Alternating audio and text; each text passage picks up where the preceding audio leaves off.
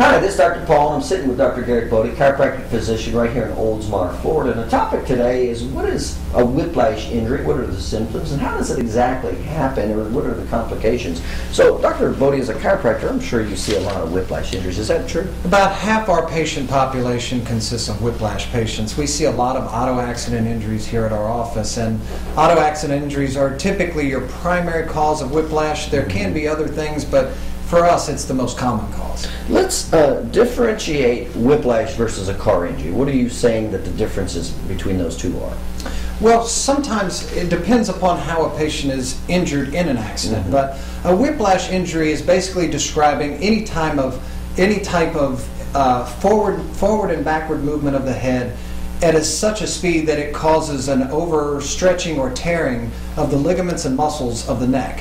When the head goes back extremely fast, you tear the muscles in the front of the neck. It's actually a rebound off of the seat itself, causing the head to throw forward, that tears and pulls all the muscles and structures in the posterior or back part of the spine. And what makes a whiplash injury more complicated than a typical just regular injury? Well, with whiplash, you're not just dealing with one muscle or maybe a misalignment. You're dealing with the entire cervical spine, and to some extent, even down into the mid-thoracic, or even sometimes all the way throughout the spine. The muscles and the spine itself all function as one unit. So if one part of it begins to have a problem or an issue, then that can translate to an issue for the entire spine. I see. Now, when a whiplash happens, what are the typical symptoms that when somebody has a whiplash? What do you see? Obviously, first and foremost, they're going to tell you my neck hurts, I'm having pain in my neck, but there's some other severe symptoms that can occur. Things like blurred vision, ringing in the ears, slurred speech, vomiting, nausea, a lot of these things that can be basically a concussion type injury that's caused from a whiplash. When the head gets whipped forward and back very quickly, the brain that sits inside the skull, remember, it sits inside sitting basically in fluid. So if the head gets shifted backward extremely fast, then the front of the brain bangs into the front of the skull. Then the head goes forward and the brain backs into the back of the skull. That trauma to the brain creates a concussion, and that's very common in whiplash type injuries. So it sounds like almost like a brain bruise. Absolutely, or what you call a subdural hematoma, or a hematoma to the brain itself. But you know, I could see where patients wouldn't connect dizziness, blurred vision, and slurred speech with neck pain from an auto accident. It's very common. Patients come in and they usually tell me secondarily, or like, gosh, doc, you know, you had on your paperwork all these symptoms I've been having. I didn't realize that these were coming from a whiplash. You know, I figured I was just having some other, maybe I was catching a cold or getting the flu or something along those lines. But we see those commonly in whiplash type injuries. Now, will whiplash injury heal on its own? It will heal. Just like the broken finger in my hand healed, but it didn't necessarily heal properly. Right. What we'll typically do is those muscles and ligaments will heal back together, but you're going to have an excessive amount of scar tissue formation. You're going to have the bones of the spine that have been shifted out of their proper position because of this trauma, still sitting in that bad position, causing a degenerative process to form into the neck.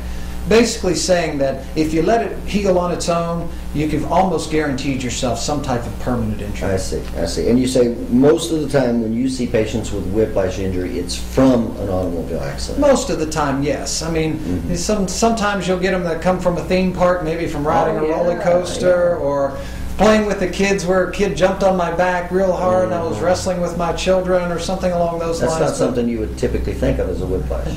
Patients don't always think of what, you know, they always don't think of the cause, but yeah, once you start talking to them, you get the information to find out what's causing their problem. Sometimes they're often surprised by the result. And let's just do a rundown here with the anatomy. You said let's just go through each piece of the anatomy and what happens to it. So you're in the whiplash injury.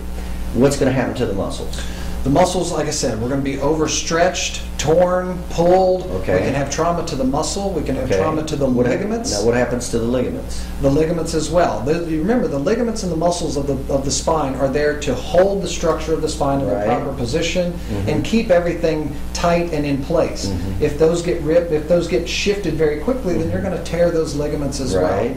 The disc itself, in between those bones of the spine. As the head gets pushed forward, those discs are compressed and squeezed together, kind of like an Oreo cookie. You take an Oreo cookie and you squeeze it together, All the white stuff comes out from in between. That can happen to a disc. When the head gets whipped backward, you can actually rip some of the disc that's actually ligamentously attached to the bone above it and to the bone below it. And when that disc gets pulled back this way, you can actually rip some of that from the disc, from the bone itself. Same with tendons, is that right? Same with tendons, muscles, ligaments, and all then of what these about, things. and so the brain, you said you could have a brain bruise. You can actually What about also the spinal damage the brain. cord? Absolutely. One of the most common, well, not one of the most common, but one of the things that we will see here is you'll have patients will have where the bones of the spine that surround and protect the spinal cord, because of this fast movement of the head in a whiplash, the bones themselves actually bang into the spinal cord itself. And as we all know, if the trauma is bad enough, you can actually sever that spinal cord if the whiplash is strong enough. So it sounds like the whiplash injury can involve a lot of different parts of your anatomy. Absolutely. And not only can it involve several different parts of your anatomy, but it can also affect a large part of the body, because it may not just affect one area. Okay. All right, very good. And again, we're talking with Dr. Garrett Bode, chiropractic physician right here in Oldsmar, about what are some of the common causes. First of all, what is whiplash, and what is some of the common symptoms and causes for whiplash? If you're suspecting you have a whiplash injury due to an auto accident, etc., certainly feel free to give Dr. Bode a call right here in Oldsmar, Florida.